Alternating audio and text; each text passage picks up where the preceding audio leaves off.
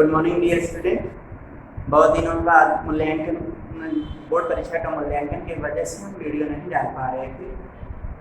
फिर इसके बाद आपको जब भी फुर्सत मिली मैंने वीडियो डालने का प्रयास किया। आप नेक्स्ट टॉपिक हमने पहले आपको इंट्रोडक्शन ऑफ केमिस्ट्री, प्रस्तावना जिसको आप बोलते हैं, रसायन विज्ञान की प्रस्तावना और मूल अवधारणा का सारे टॉपिक्स हमने आपको दिए हैं।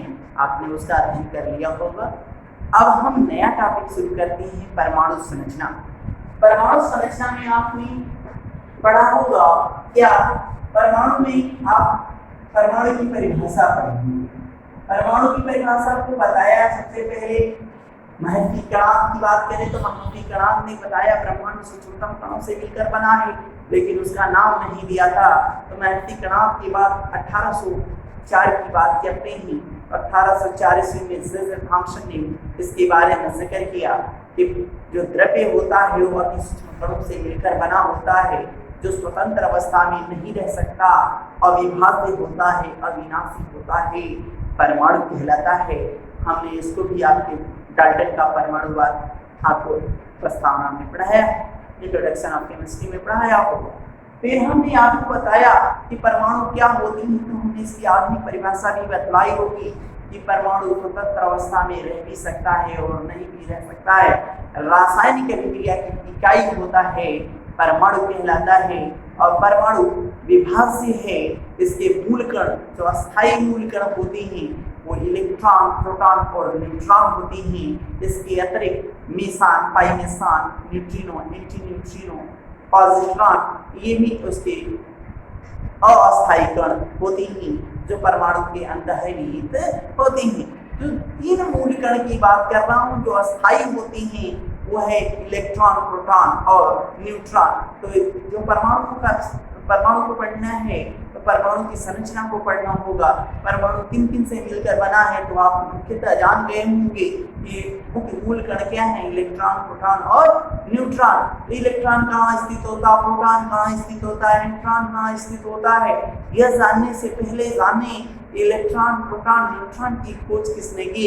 इलेक्ट्रॉन, प्रोटॉन, न्यूट्रॉन का आवेश कितना होता है, इलेक्ट्रॉन, प्रोटॉन, न्यूट्रॉन को प्रदर्शित किससे कहते हैं, इलेक्ट्रॉन, प्रोटॉन, न्यूट्रॉन का द्रव्यमान क्या होता है।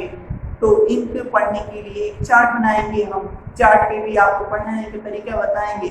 इलेक्ट्रॉन, प्रोटॉन, न्यूट्रॉन को किन्होंने खोजा और उसको भी फिर से।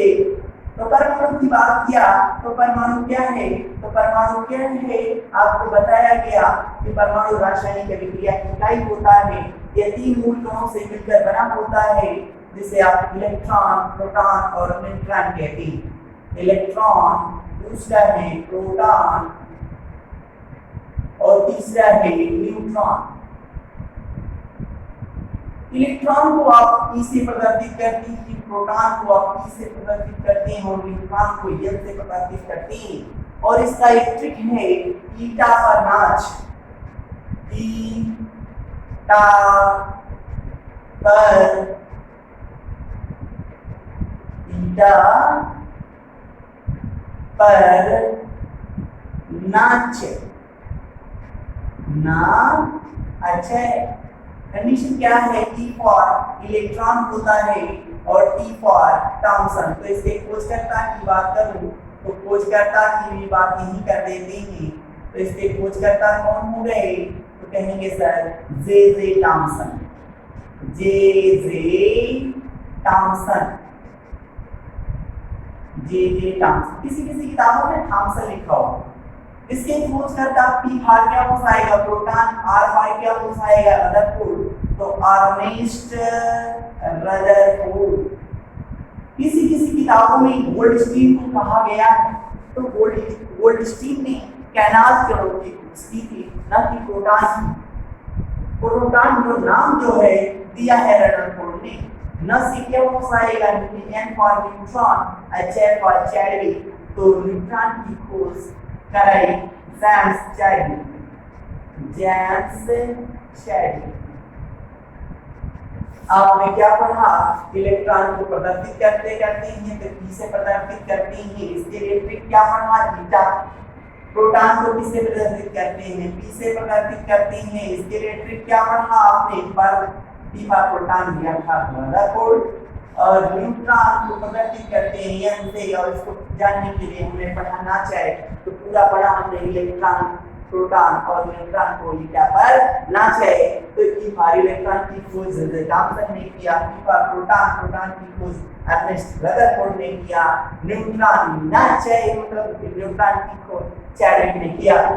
अब इस पर बात करते हैं, इसको ऐसे ही क्या आता है प्रदर्शित ई पर माइनस से प्रदर्शित किया गया है, इसको 1H1 से प्रदर्शित किया जाता है या H प्लस से प्रदर्शित किया जाता है, और न्यूट्रॉन को 0N1 से भी प्रदर्शित किया जाता है।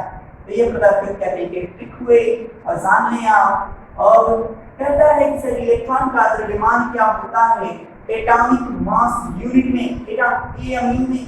तो कहता है इलेक्ट्रॉन का द्रव्यमान AMU में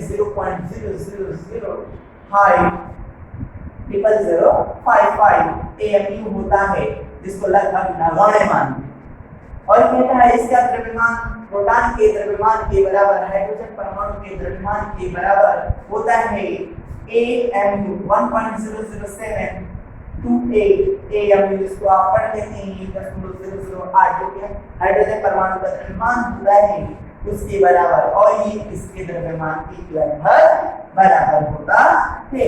यदि हम कहें हाइड्रोजन परमाणु के द्रव्यमान का कितना होता है, तो कहता है हाइड्रोजन परमाणु के द्रव्यमान का 1/1837 भाग इलेक्ट्रॉन का होता है, और हाइड्रोजन परमाणु के द्रव्यमान के बराबर मतलब हाइड्रोजन परमाणु के द्रव्यमान के बराबर प्रोटॉन का द्रव्यमान होता है, और ये भी प्रोटॉन के द्रव्यमान के बराबर न्यूट्रॉन होता है।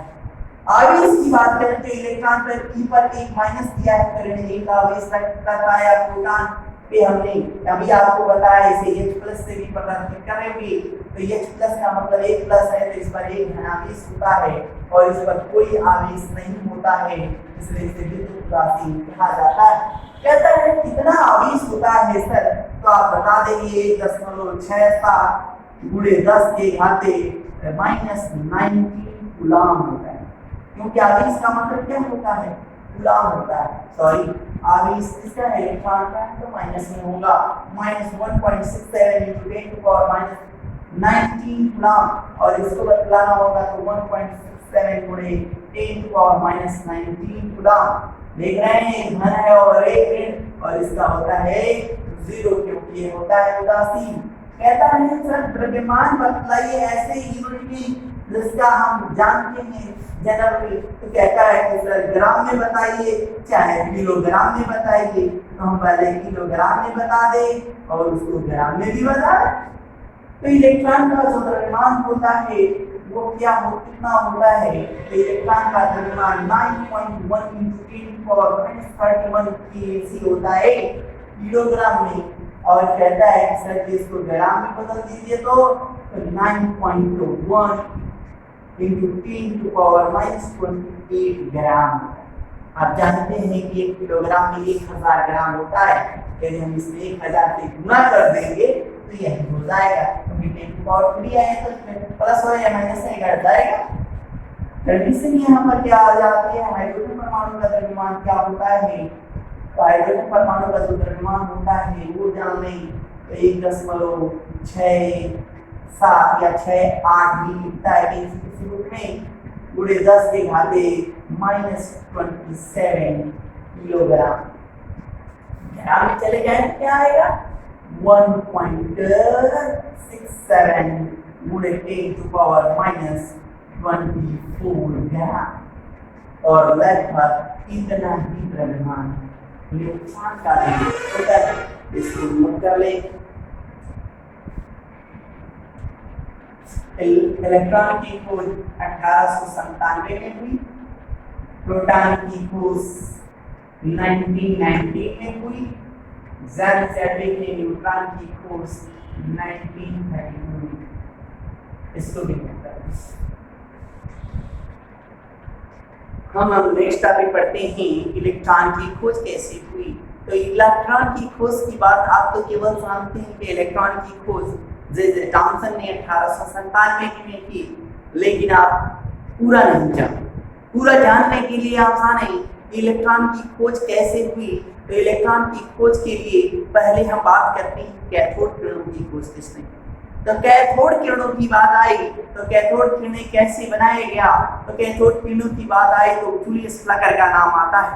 तो जूलियस फ्लकर ने एक विद्युत विसर्जन नलिका दिया जिसको एकदम इस प्रकार सजाया कि उसमें विद्युत धारा प्रवाहित की जाए और उस नली के अंदर का दाब 0.001 mmHg के बराबर रखा।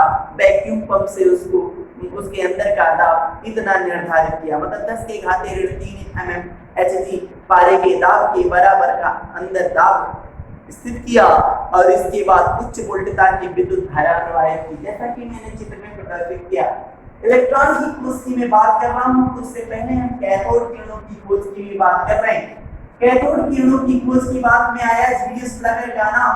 जूलियस फ्लकर ने एक विद्युत विसर्जन नलिका दिया, इस पूरी नली का नाम है विद्युत विसर्जन नलिका, और उसमें वैक्यूम पंप की सहायता से इसके अंदर का दाब कितना कर दिया गया, 0.001 mmHg के बराबर कर दिया गया।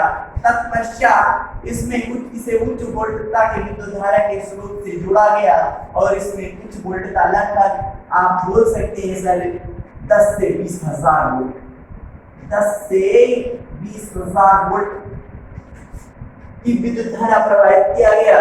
तो देखा गया कि कैथोड से कुछ अदृश्य किरणें निकली जो एनोड की ओर चली। अदृश्य किरणें की चली कैसे पता चला, तो इसकी जो पीछे जो कांच की जो नली है, इस कांच की जो ये सतह है इसमें हरे रंग की प्रतिदीप्ति उत्पन्न हुई। तो पता चला कि कैथोड से कुछ किरणें निकली होंगी जो इस कांच की नली से टकराई होंगी और हरे रंग की प्रतिदीप्ति उत्पन्न की होंगी। इन अदृश्य किरणों का नाम कैथोड किरणें रखा गया। क्या रखा गया, कैथोड किरणें रखा गया। बाद में इसकी प्रकृति का पता चला तो पता चला कि ये ऋणावेशित कणों से मिलकर बनी है, इसीलिए कैथोड किरणों को ऋण किरणें भी कहा गया। कहा गया, ऋण किरणें कहा गया। और इनका अध्ययन किया गया तो इनमें पता चला कि ये किरणें सीधी रेखा में चलती हैं, इन पर ऋणावेश होता है। ऋणावेश होने का तात्पर्य है कि इन्हें विद्युत क्षेत्र या चुंबकीय क्षेत्र में रखा जाए तो ये अपने मार्ग से विचलित हो जाती है। कहता है कि ये गैसों को आयनित कर देती है। सबसे बड़ी बात आपको जान लें, ये किरणें जो थी इन्हें उच्च गलनांक वाली धातु की सतह से टकराया गया तो एक नई तरह की किरण उत्पन्न हुई जिसे एक्स किरणें कहा गया। तो आपसे पूछा जा सकता है कि कैथोड किरणों को टंगस्टन या उच्च गलनांक वाली धातु की सतह पे टकराया जाए तो क्या होगा, तो कहेंगे एक्स किरणें उत्पन्न होती हैं। और बात करता है कि ये कितनी ही मोटी धातु की प्लेट हो, लगभग 15 सेंटीमीटर मोटी की मैं बात कर रहा हूँ, उतनी मोटी चादर को भी ये किरणें आसानी से घेर सकती है। इनमें द्रव्यमान बहुत कम होता है। बात करती हैं इनके गुणधर्मों का। जब अध्ययन किया गया तो जे टॉमसन ने इसमें अपना अहम रोल अदा किया और इन्होंने इन कैथोड किरणें जो ऋण कणों से मिलकर बनी हैं तो उन कणों का आवेश जिसको ई से प्रदर्शित करते हैं, कहता है ऋण कण का आवेश और ऋण कण का द्रव्यमान का अनुपात बतलाया, जिसको आप जनरली E/M अनुपात पढ़ते हैं। यह अनुपात बतलाया और इसे सार्वत्रिक नियतांक बतलाया। कितना बतलाया, ये भी आप जान लें। इस इन कणों का जो E/M का अनुपात था वो 1.75 गुणे 10 के घाते 8 कूलाम। मैं ये भी बताया आवेश का मात्रा कूलाम और कण का द्रव्यमान किसमें लिया गया, कूलाम प्रति ग्राम।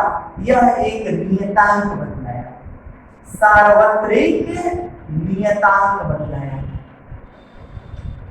नियतांक कहने का तात्पर्य है कि इस पूरी नलिका में कोई भी या विद्युत विसर्जन नलिका या पूरी नलिका में कोई भी गैस आ जाए, उन गैसों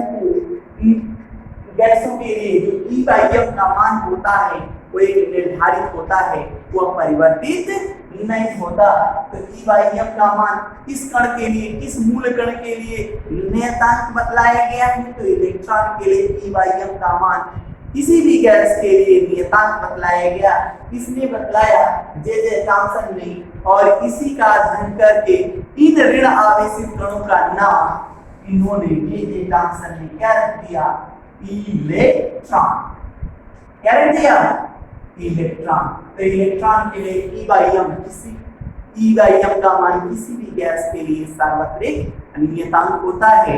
नेक्स्ट क्लास में हम आपको प्रोटॉन की खोज, कैनाल किरणों की खोज का अध्ययन करेंगे। Thank you.